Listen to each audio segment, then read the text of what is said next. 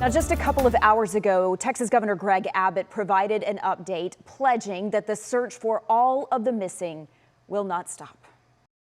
My instruction to every state agency involved in this is to assume everybody who is missing is alive. And there's a need for speed because they're looking to save every last life, and we will not give up that effort.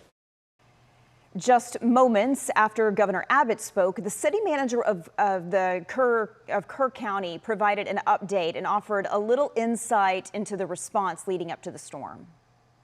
When you looked at the National Weather Service notification, when you look at that map showed Kerr County kind of in the northeast corner, and that spread all the way through San Angelo. So there's a lot of information. That's a wide area that must be addressed. And so as we were, preparing for it, unfortunately, the rain hit at the most inopportune time, and right in the most inopportune areas where the North and South Fork hit.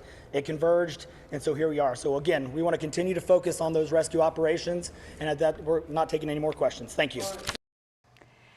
President Donald Trump today signed an emergency declaration for Kerr County. He says he will work closely with our state leaders to make sure resources that are needed are immediately available. He also says he's planning to come to Texas later this week. Governor Abbott declared today a day of prayer for anyone who has been involved or impacted by these floods. Former President George W. Bush released a statement saying words alone cannot help, but he believes that the prayers of many Americans will.